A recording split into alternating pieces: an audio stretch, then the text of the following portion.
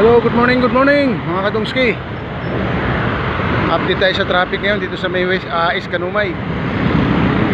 Dito sa may service road going to Mikawayan, going to Norte.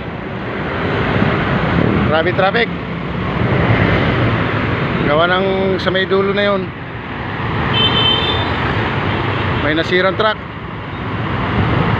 Dito naman yung nasa kaliwa ko, smooth going to south, going to Manila.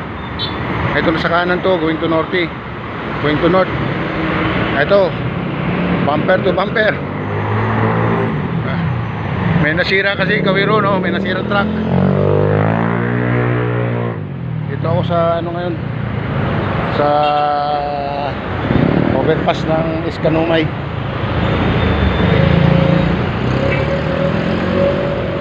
Kita nyo mga lods, gaano traffic dito sa service road ngayon.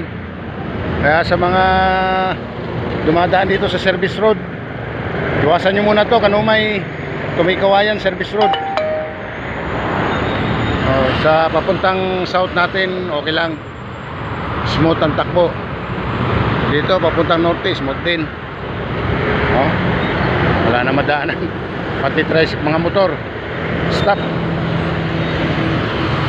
Update ko sa inyo mga lods ha. Ito matagal pa to bago mayari yung truck na yun nasira. Kaya good morning, Monday morning sa inyo lahat.